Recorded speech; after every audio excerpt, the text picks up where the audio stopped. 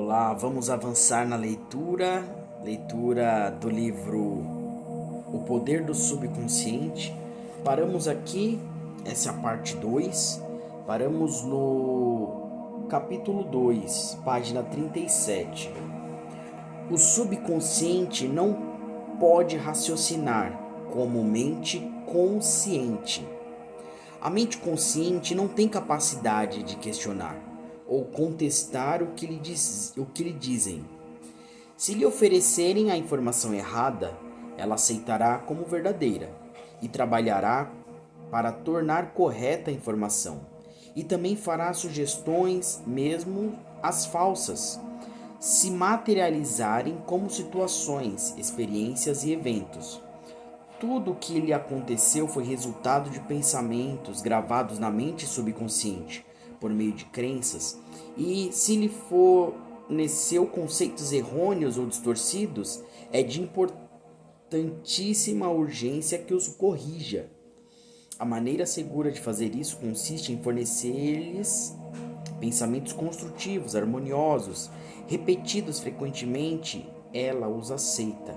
Dessa maneira, você pode formar hábitos e pensamentos e vida novos e mais sadios. E uma vez que a mente subconsciente é a matriz do hábito, o pensamento habitual da mente consciente abre sulcos de profundos na mente subconsciente. Se os pensamentos costumeiros são harmoniosos, pacíficos, construtivos, a mente consciente responde criando harmonia, paz e situações construtivas. Se você foi dominado pelo medo, pela preocupação e outras formas destrutivas de pensamento, o remédio consiste em reconhecer o poder do subconsciente e resolver que vai ter liberdade, felicidade e saúde perfeita. A mente subconsciente criativa a une com a mente divina e passará a criar o clima de liberdade e felicidade em que você resolveu que viveria. O imenso poder da sugestão. Pelo que você pode depreender do que foi exposto, a mente consciente é uma espécie de vigia do portão. Uma das suas funções mais importantes é de proteger o subconsciente de impressões falsas. A razão pelo que isso é tão importante retroage a uma das leis básicas da mente. A mente subconsciente é extremamente sensível às sugestões. Como você sabe, ela não faz comparações nem estabelece contrastes, não raciocina nem pensa sobre si. Essa última função cabe ao consciente. Não, ela simplesmente reage a impressões e lhes são transmitidas pelo consciente. Nem decide, nem consegue diferenciar cursos de ação. Aceita meramente o que lhe é dado. A sugestão possui uma força imensamente poderosa. Imagine que você está a bordo de um navio que balança um bocado de um lado para outro. Você se aproxima de uma passageira de aparência tímida e diz: Ei, você não parece bem. Seu rosto está praticamente verde. Acho que você vai ficar enjoada. Quer que ajude a ir ao seu camarote? A passageira empalidece. A sugestão dada sobre o enjoo no mar liga-se aos próprios medos e pressentimentos, e ela o deixa acompanhá-la até o camarote. Chegando lá em sugestão negativa, ela aceita e transforma-se em vômitos. Reações indiferentes a mesmas sugestões. É importante compreender que pessoas diferentes reagem de maneiras diferentes à mesma sugestão. Isso acontece porque tem diferentes condicionamentos ou crenças no subconsciente. Vamos supor que em vez de escolher uma passageira, você escolhe um membro da tripulação e diz: Ei, cara, você não parece bem. Você acha que vai ficar enjoado? Dependendo do temperamento do marinheiro, ele vai rir da sua piada de mau gosto ou xingar você. A sugestão não teve nenhum poder sobre ele porque a ideia de enjoo está ligada à sua mente, à imunidade contra esse estado. Em consequência, sua resposta não foi o medo ou a preocupação, mas a autoconfiança. O dicionário lhe dirá que sugestão é um ato ou caso que por alguma coisa na mente de alguém. É o processo mental por meio do qual o pensamento ou ideia sugeridos são recebidos, aceitos ou postos em prática. Lembre-se, porém, de que a sugestão não pode impor-se à mente subconsciente contra a vontade da mente consciente. A mente consciente tem o poder de rejeitá-la. O marinheiro não tinha medo de enjoo. Convencera-se de que a sua imunidade a esse estado e que o protege do poder da sugestão de despertar medo. A passageira, porém, estava preocupada, com medo de enjoar. Por isso, a sugestão que você lhe deu dominou-a por completo. Todos nós temos medos, crenças e opiniões próprias. Essas suposições interiores nos dirigem e governam nossa vida. Em si, por si mesma, a sugestão não tem poder algum. O poder nasce do fato de ela ser mentalmente aceita. Só nesse ponto é que o subconsciente começa a agir de acordo com a natureza da sugestão.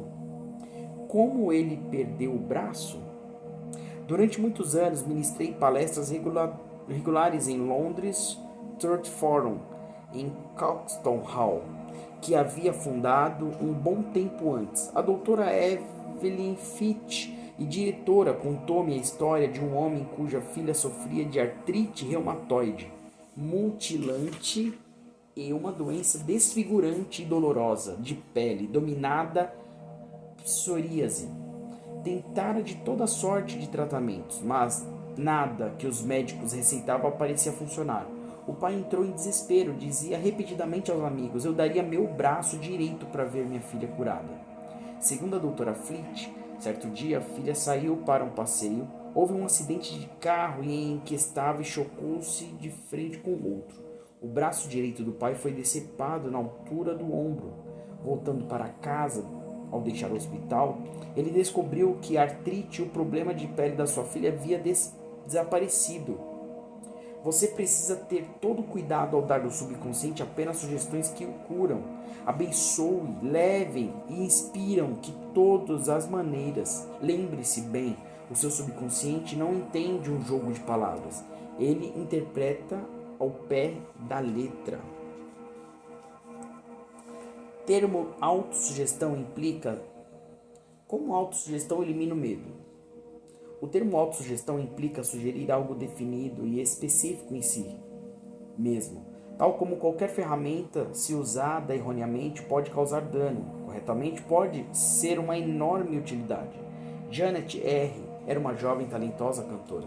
Foi convidada para fazer um teste de voz em um papel importante numa ópera.